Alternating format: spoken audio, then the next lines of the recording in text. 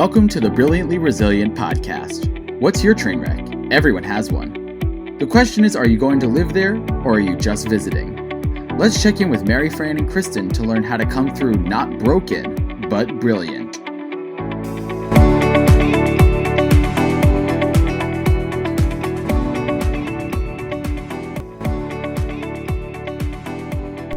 Transform every week of yours with our Brilliance Bit that will deliver right to your email inbox. Sign up for it at brilliantlyresilient.net and keep living brilliantly resilient. Hey everybody, welcome back to another episode of Brilliantly Resilient Live. We are with our new friend from across the pond today, Mildred Talabi. Mildred is an author and this is the part that gets me so excited, a LinkedIn expert and an influencer, and she knows all about that stuff. And anybody who knows anything about technology in that platform really excites me. So Mildred, thank you so much for joining us, Mildred Talabi. Thank you for having me. I'm so looking forward to this conversation. I am so excited because, as Kristen will tell you, for the longest time, I called Twitter the tweeter because it's just lost on me, a lot of it. But LinkedIn has kind of become my focus, and I know it's yours because of the power of that platform with entrepreneurs and everything. But you didn't start out as this, and you had quite a personal sucker punch that kind of led you on this meandering path to get to this place. So thanks for being here, and tell us a little bit about your story. Sure. So back when I was born, I know I look young, but honestly, back then, no one had kind of anything. Social media was not even an option, for a career, barely even had computers, let alone all these other things. So my background is actually, I trained as a journalist and I worked in the media for a while before I transitioned into PR, communications, but I always had a business on the side, a side hustle, as you call it. And I kind of did that alongside my entire career for well over a decade. And one of the longest side hustles I had was running a CV makeover business, which you guys call resumes. And later on, when LinkedIn really started to become a thing, I transitioned from doing just CVs to kind of helping people build their profiles on LinkedIn. But then after that, it went from just building their profile on LinkedIn to doing a lot more, because there's so much more that you can do on the platform, and in terms of building your personal brand and being visible on there. So a few years ago, 3 years ago, in fact, is when I kind of pivoted and started focusing wholly on LinkedIn coaching, LinkedIn visibility coaching for women in business and leadership.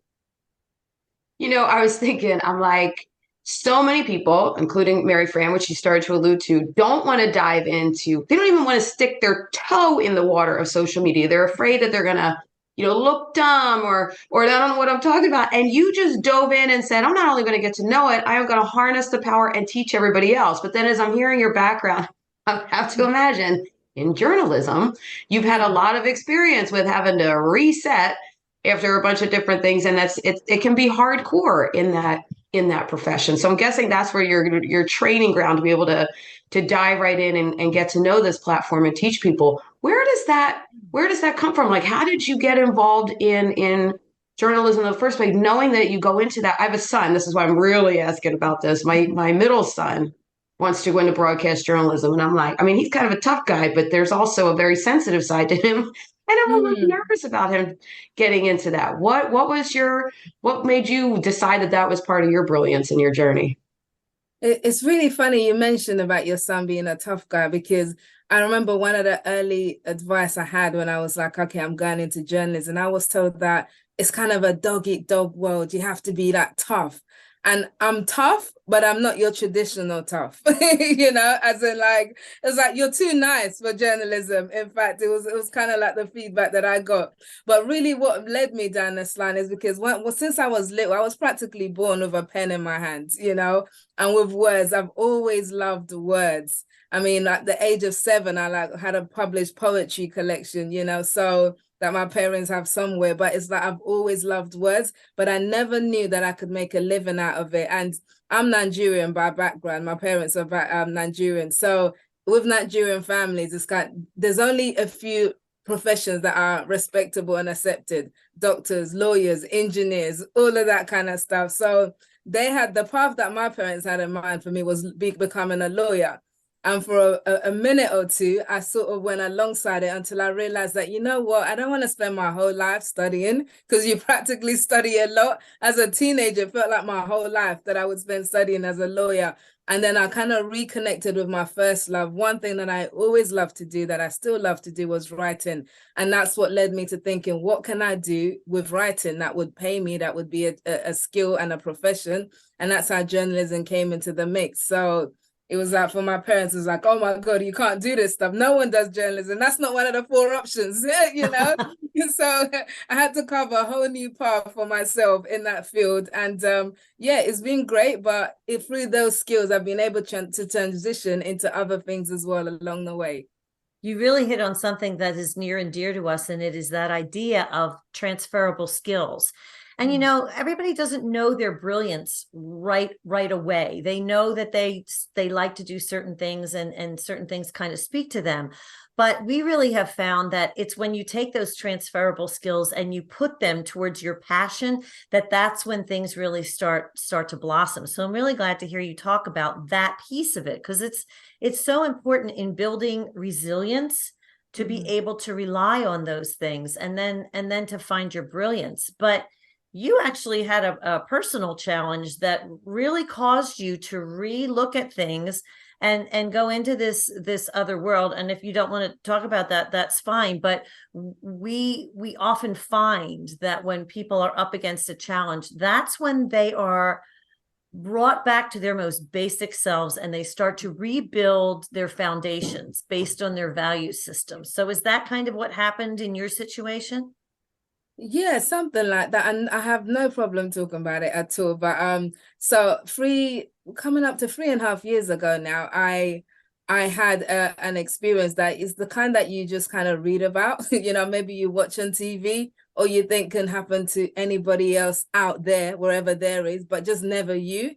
You know, so just a quick background of how it happened. I woke up one day in the middle of May, and I woke up and I was fine. And then during the day, I just had this kind of pounding headache that came out of nowhere. You know, it was a headache and my neck was hurt. And I'm like, what is this? You know? So prior to that, I used to get migraines on and off, right? But never anything this intense. So I thought maybe I just slept on the wrong side of the bed. Maybe that's what it is. Took a few pills, thought it would go away. It didn't go away. Now, not only did it bother me for that day, that pain persisted every single day for 4 months. Literally, it was crippling pain. I would stop in the middle of my day and be like, as if I'm having some kind of seizure or something, because it was so bad. I didn't know how to deal with it. And at the time, I hadn't transitioned into working full-time for myself yet. I was still side hustling, and I had a day job. And I remember I used to go into the toilet literally at least 7-8 times a day. They must have thought this girl must really need to wee a lot, you know. But it was every time it hit me, that pain that came out of nowhere, I just couldn't. I needed to go somewhere and just be like, until it passes. I tried everything. I went to doctors nonstop, and they prescribed 1,000,001 pills, and then it just didn't help. I tried acupuncture, you know, osteopath, and that helped to ease it a bit. And then one day I was on my way driving to work. At the time, I was working for an air ambulance as a in communications. I was driving to work, and I was driving on the motorway at high speed. And I just remember not seeing any of the cars as they went past me. I'm going this way, and it was only after they gone past me, it was like, what was that? And somehow in this state, I ended up in a car park at work and collapsed. You know, just managed to call the ambulance, call some of my workmates, and just collapsed on the floor and just vomiting, all kinds of stuff happened. Long story short, I wake up in hospital. I was taken by hospital to an ambulance. By this time, they called my husband and my kids and everything. And they said, we found something in your head, but we don't know exactly what it is. So we're going to take you to a specialist hospital in London, which is much further away from where I was at the time, so they can look into it. And so they took me to hospital, another ambulance took me to hospital in London. And then they gave the verdict that I wasn't expecting, my husband was expecting, and certainly my little kids weren't expecting. They're like, Mildred, we find a brain tumor. You know, you have a brain tumor. And I was like, what? You know, like, are you serious? So, and then it turned out that there was a tumor. It wasn't I can't remember, not malignant, the other one. It wasn't the bad one that could kill me, but the size of it and the position of it was located just right where my spine was. That if it had grown any bigger, it could have stopped me from walking like for the rest of my life. So they needed to operate immediately. And then in that month, by this time it was September. So they started in May. I collapsed in September and in hospital. And then at the beginning of September, I spent the entire month of September 2019 in hospital, getting this brain tumor removed and recovering from it. So it was just kind of your whole life kind of stops, you know, when something like that happens. You know, I have two little girls. They're 6 and 8 now, but at the time they were 4. And the one, my older one was turning 4 and she was about to start school. And we had all these plans, you know, how I was going to do her hair for her first day at school and what she was going to wear, all of that kind of stuff. And I ended up spending that entire month in hospital while my husband tried his best to be mum and dad at the same time. So it was a really kind of show-stopping moment in my life and in all our lives that just made me sit. And in that time in the hospital, I had a lot of time to reflect, you know, as you would do. And it's just kind of made me reflect on what kind of life do I want to live? You know, am I doing what I want to do? And the good thing is, prior to this stage, me and my husband have kind of deliberately tried to build a semi-retired life, sort of where we focus on doing the things that we love. But this was a real kind of, right now, Mildred, are you doing the things that you love? Are you in a career that you want? Are you in a business that you want? How do you want to look, live? You know, what kind of freedom do you want to have? So all of that came up to the surface in that time that I was in the hospital and recovering. And I realized that there's a lot more that I can do to shape my life in a way that I want it to go. So as soon as I came out of hospital and recovered, which took a while, that was the pathway that I started on. And that's when I finally decided to go all in and let go of the side hustling and go full time into my own business. Wow. And that was 3 years ago? 3 years ago, yeah. You know what I love about this, Mildred? We talk so much about resetting after, you know, life hits you with something big like that. And we spend so much time looking at the loss that we never see the gain. We're always, you know, we always tend to go to it shouldn't be this way. And I was supposed to be doing my daughter's hair and all of that. And I'm so curious to know how you just flipped right away and started looking at where can you go from here? What do you want? This new story, the new chapter, unless did you do a few days of a pity party of it shouldn't be this way? Or did you just go right into, okay, we're switching gears and we're moving forward in the way I want? I would love to tell you I switched gears immediately. You know, but I am human. I am good. Human. Good. I was going to get nervous there. Like, wait a minute. You know? So yes, there definitely was a point. I think the very first emotion that I felt, funnily enough, was relief. You know, when I found out the diagnosis, was because, as I said, I was living with this crippling head pain for months, literally. So it was a case of, okay, so that's what was wrong. You know, I knew there was something wrong. And by the way, they had referred me to a neurologist back in when it started, but my appointment wasn't until November, which was like almost 6 months down the line, you know. So I was already on a waiting list to be seen by a specialist, but it's just my body's like, you can't wait that long, you know, because you might die. So let's get this accelerated. So that was my first emotion, was relief. And then after that, it was, you ask the questions. I mean, is there anything I did to cause this? I mean, what could I have done different? I mean, why me? You know, like, I don't get it. Like, what is this for? And for me, I'm a person of faith, you know, so I believe in God. I believe in Jesus. So it was like kind of, there's a lot of prayer time in that sense of like trying to figure out what is the meaning of this? I mean, why is this happening to me? Why is it happening? And why is it happening to me? What is the purpose? And I think it was from that place that I was eventually able to see the other side of it, to see the gift in the adversity, that okay, yes, this was a really major bad thing that happened, but actually, this is the opportunity that lies ahead of me following from this thing that happened. It's so interesting, but it's a relatively common thing. I think that we're on a path and we're just going because that's where we are. And then something happens and it switches our gears. But the thing that interests me here is that you not only switched gears in your career, but you made it a point to make a career that helps others to switch gears and helps other people to kind of redefine themselves, because your work now in LinkedIn is helping people to kind of create that personal brand within this platform. And I don't know that people recognize LinkedIn as that, as a general rule. I think they see it as, oh, it's business connections, but it can be so much more. So how did you, first of all, realize that? And then second of all, realize the opportunity to educate other people about it? Yeah, absolutely. I think my key message, my mantra is start being visible. So I specifically work with women. I do what I do applies to guys as well, but I specifically work with women to help them to become visible on LinkedIn. And by visible, I mean being seen, heard, and remembered.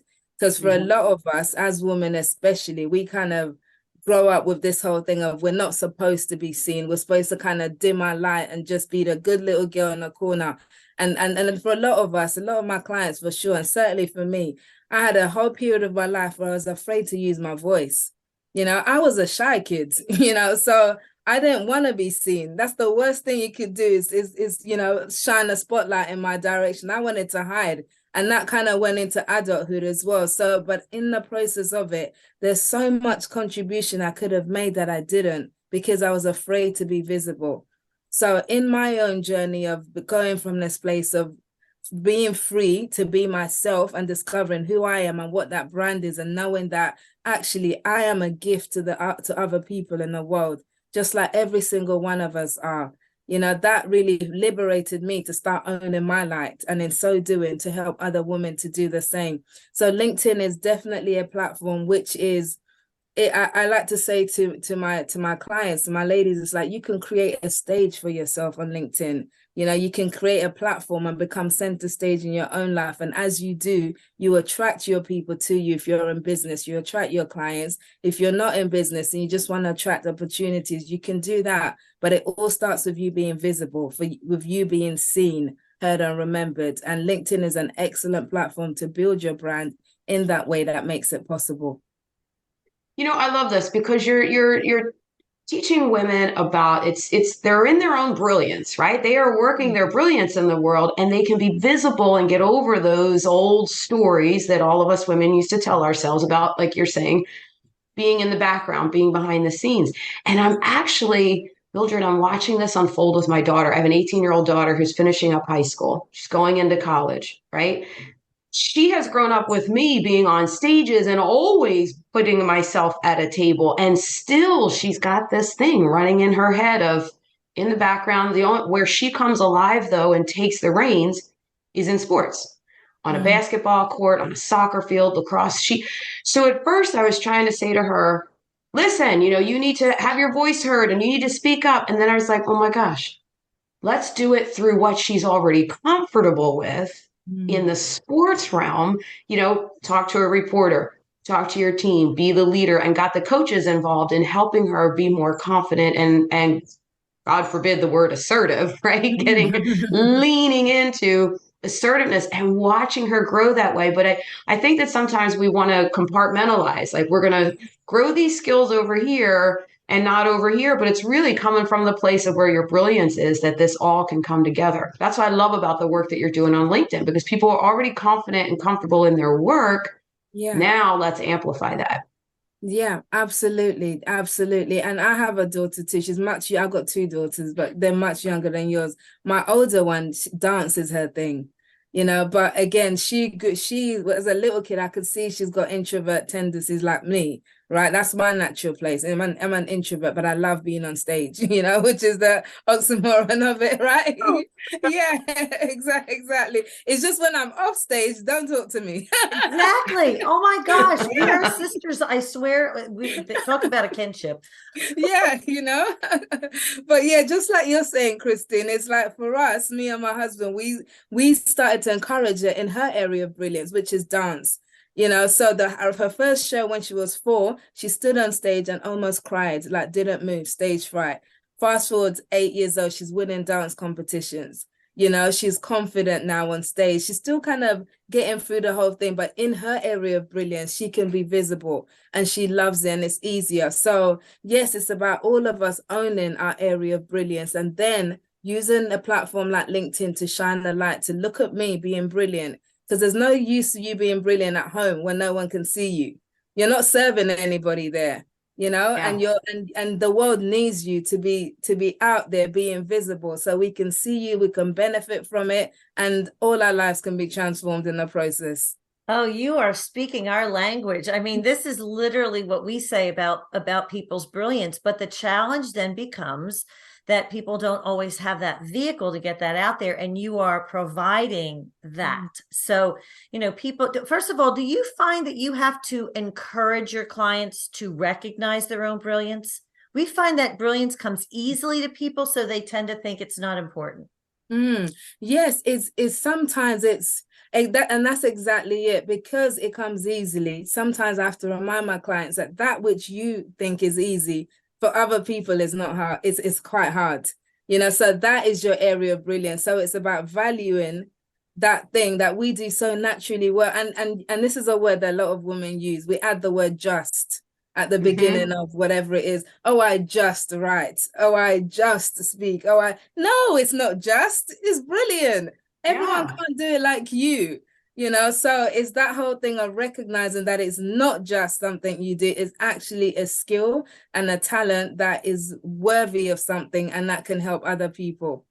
I love it. You know what? I can't stand when people say I'm just a mom. I actually capitalize the word mom when I use it when I write. And I can't tell you how many editors are like, you don't capitalize mom. And I said, I do. It's a function. It's the number one job. Don't be coming at me with just a mom. So when you talk about this for LinkedIn, do you kind of have a template that you sort of steer people along, like do this, do that, or does your work more speak to the individual pieces that people are comfortable with? Or is there kind of a way to approach this generically so that somebody who's terrified can go, okay, first I have to do this, then I have to do that?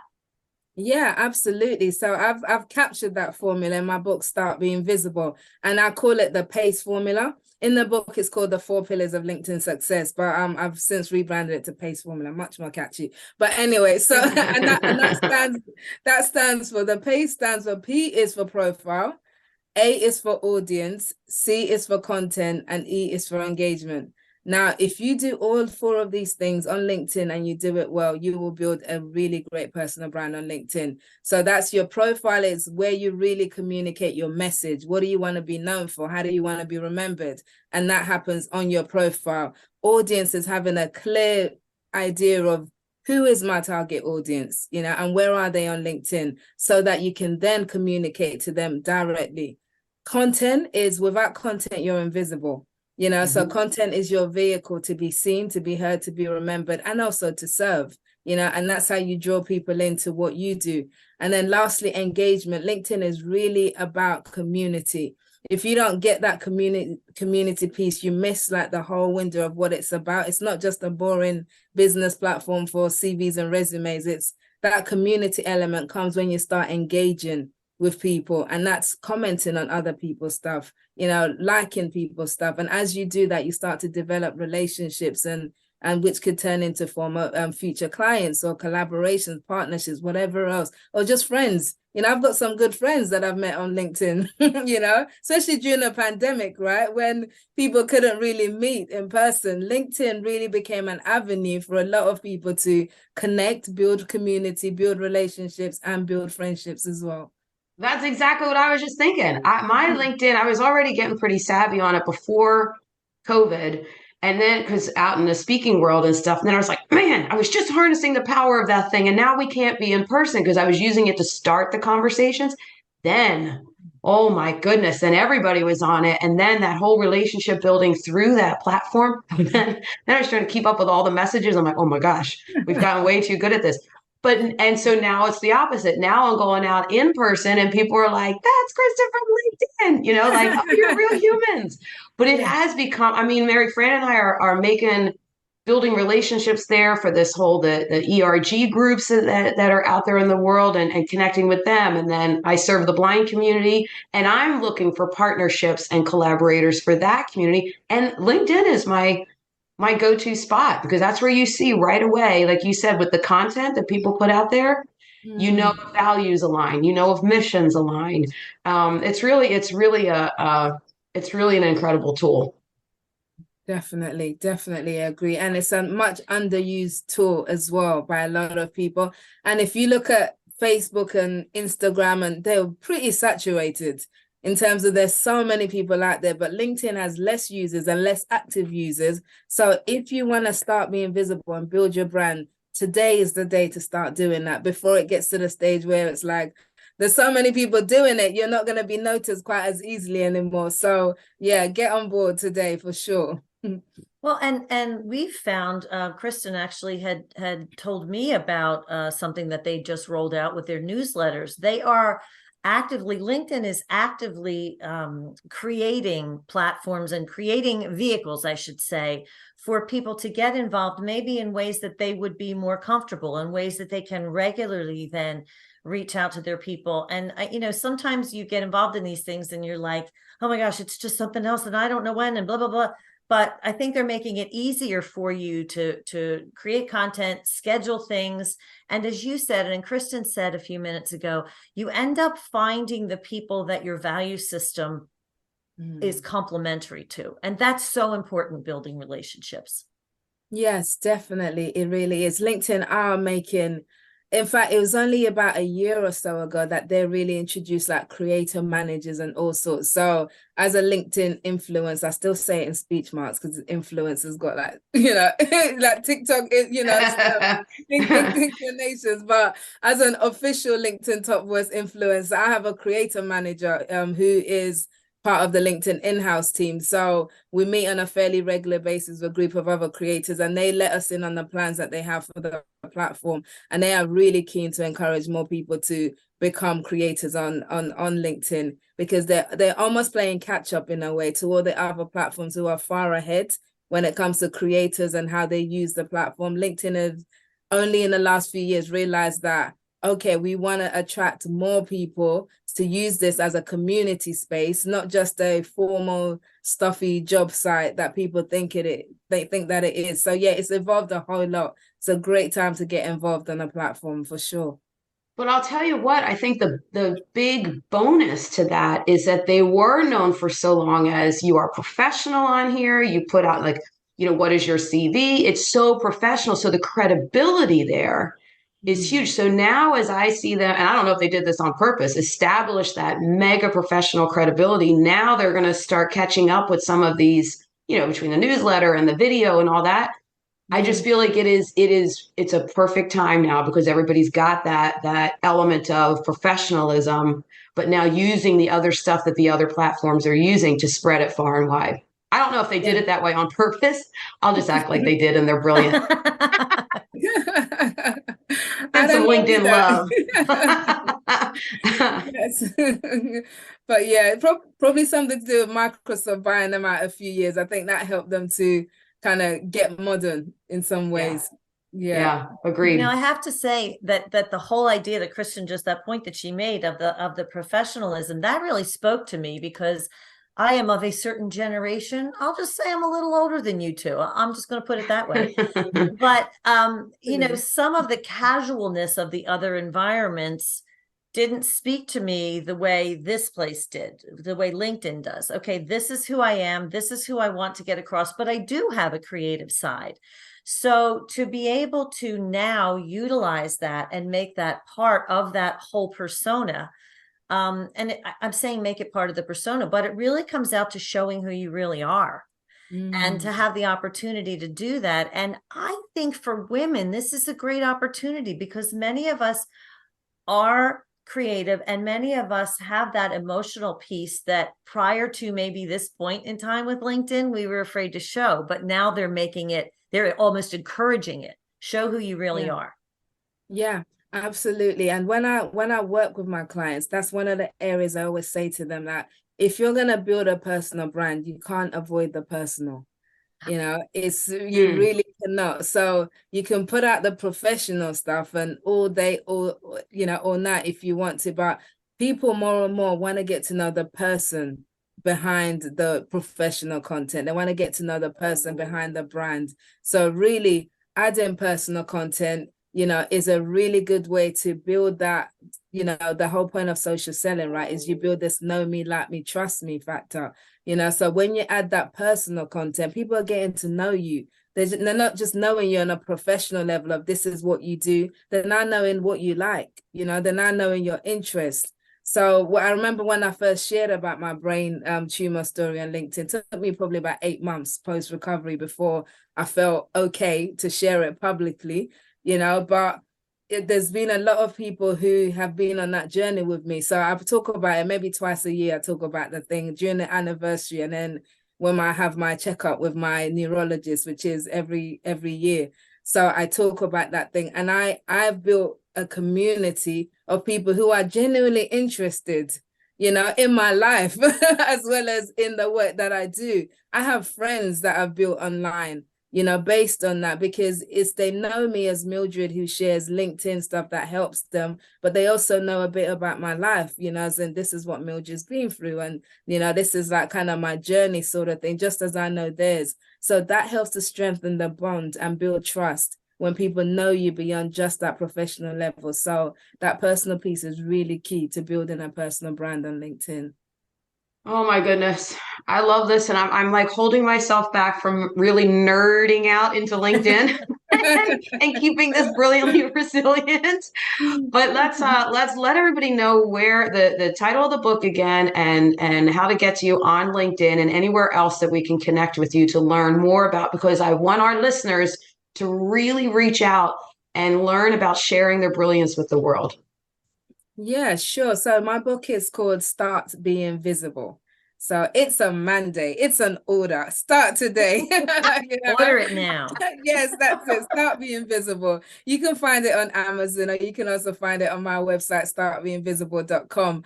And in terms of how to connect with me, of course, you can find me on LinkedIn. And I also created a test that helps you discover how visible you are on LinkedIn. So a self-assessment that you can take that answers a few questions, and it gives you a score and it gives you ways to improve. So you can find that at startbeinvisible.com/score, and that will give you your score. startbeinvisible.com/score. Awesome. This has been such an amazing conversation, so enlightening, and actually so validating for those of us who have, as Kristen said, dipped our foot into that, or toe into that platform, and now really have an opportunity to build that personal brand and move our businesses forward and let people get to know us and build community. So thank you for joining us. I have a feeling we're going to have you back again because I want to hear more. And as Mildred said, please go to startbeinvisible.com and you can get all the information on her. Thank you so much, Mildred. Thanks everybody for tuning in and listening. Go share your brilliance with the world. It is a mandate. You heard it from Mildred. You must go do it now. And if you're looking for more resources to reset, rise, and reveal your brilliance, go to the website, brilliantlyresilient.net. Sign up to get the Brilliance Bit delivered right to your inbox every week. A less than 1 minute read that will keep you living brilliantly resilient. We'll see you next time.